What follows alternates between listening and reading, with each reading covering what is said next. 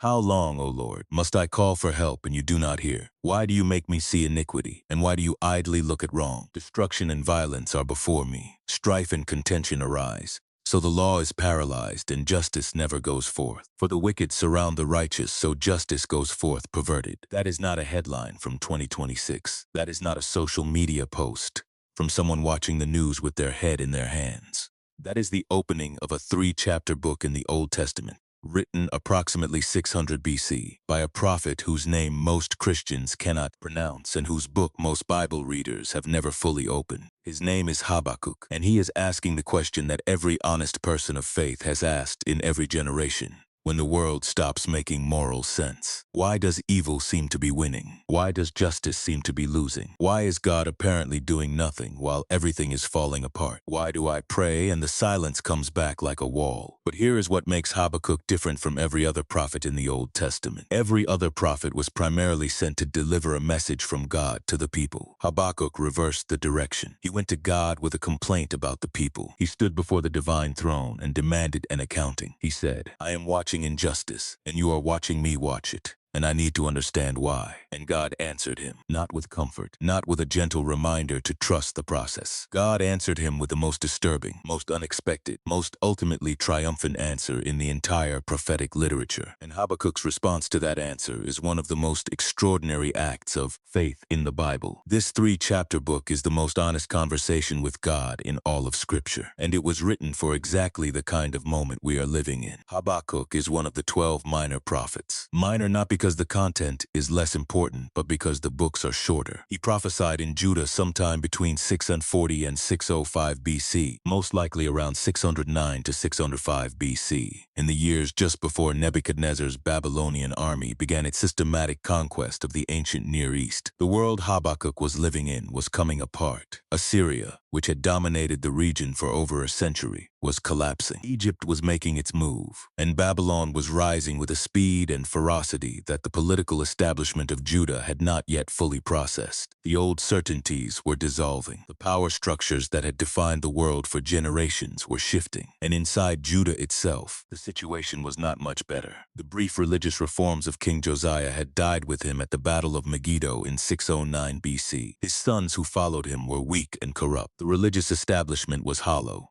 Social injustice was rampant. The law was being ignored. The powerful were preying on the weak, and the whole system was grinding on with the terrible normalcy of a society that has forgotten what it was supposed to be. Habakkuk looked at this and he did what very few people in the Bible are willing to do. He did not perform faith he did not feel. He did not compose a psalm of praise that bypassed the crisis. He did not dress up his confusion in theological language that made it sound more acceptable. He complained directly to God, out loud. And the book of Habakkuk is the record of what happened next. Chapter 1, verses 1 through 4. The oracle that Habakkuk the prophet saw. O Lord, how long shall I cry for help, and you will not hear? Or cry to you violence, and you will not save? Why do you make me see iniquity, and why do you idly look at wrong? Destruction and violence are before me. Strife and contention arise. So the law is paralyzed, and justice never goes forth. For the wicked surround the righteous, so justice goes forth perverted. 4 verses, that is the entire first complaint. And in those 4 verses, Habakkuk raises 2 distinct questions that together constitute one of the most important theological problems in the entire Bible. The first question is the question of divine silence. How long shall I cry for help, and you will not hear? He has been praying. He has been calling out to God, and the silence has been coming back. Not a partial answer, not a delayed answer. Silence. The kind of silence that starts to feel like absence. The kind of silence that makes you wonder if the one you are speaking to is there at all. And the second question is the question of divine inaction. Why do you make me see iniquity, and why do you idly look at wrong? He is not just saying God is not answering his prayers. He is saying God is watching injustice happen and appears to be doing nothing about it. The wicked are surrounding the righteous. The law is paralyzed. Justice is perverted. And God is apparently idle. These are not the questions of a man who has lost his faith. They are the questions of a man whose faith is in crisis, precisely because it is real. If Habakkuk did not believe that God was sovereign and just, he would have no grounds for complaint. You only accuse someone of watching wrong happen if you believe believe they had the power to stop it. Habakkuk's complaint is an act of faith, a broken, confused, frustrated act of faith, but faith nonetheless, and God does not rebuke him for asking. Chapter 1, verses 5 through 11. Look among the nations and see, wonder and be astounded, for I am doing a work in your days that you would not believe if told. For behold, I am raising up the Chaldeans, that bitter and hasty nation, who march through the breadth of the earth to seize dwellings not their own. They are dreaded and fearsome. Their justice and dignity go forth from themselves. Their horses are swifter than leopards, more fierce than the evening wolves. Their horsemen press proudly on. Their horsemen come from afar. They fly like an eagle, swift to devour. They all come for violence. All their faces are set forward. They gather captives like sand. At kings they scoff, and at rulers they laugh. They laugh at every fortress, for they pile up earth and take it. Then they sweep by like the wind and go on. Guilty men, whose own might is their God. God's answer to Habakkuk's complaint about injustice in Judah is an announcement that justice is coming, but not the way Habakkuk expected. Not a revival, not a reform, not a righteous king rising up to restore the law. God's answer is the Babylonians, the Chaldeans, the most brutal military force of the ancient world. A nation described in God's own words as bitter and hasty, dreaded and fearsome. A people whose justice and dignity go forth from themselves, whose own might is their God. God is not describing them with admiration. He is describing them with accuracy. They are everything Habakkuk would recognize as evil, and God is saying, I am raising them up. I am raising them up. Present tense, active voice. This is not something that is happening to God or around God or in spite of God. This is something God is doing. He is the one raising the Chaldeans. He is the one who will use this brutal, godless, violent empire as his instrument of judgment against a people who have broken his covenant and perverted his justice. Habakkuk asked for justice. God said justice is coming, and the form it would take would be more terrifying than the injustice that prompted the complaint. This is perhaps the most theologically unsettling divine speech in the entire prophetic literature. It does not resolve Habakkuk's problem. It compounds it, and God delivered it knowing exactly how Habakkuk would respond. Habakkuk's response to God's first answer is chapter 1, verses 12 through 2b1, and it is even more anguished than his original complaint, because now the question has shifted. He is no longer asking why God is silent and inactive. He knows God is not silent. He knows God is not inactive, and that makes it worse. Are you not from everlasting, O Lord my God, my Holy One? We shall not die. O Lord, you have ordained them as a judgment, and you, O Rock, have established them for reproof. You who are of purer eyes than to see evil and cannot look at wrong.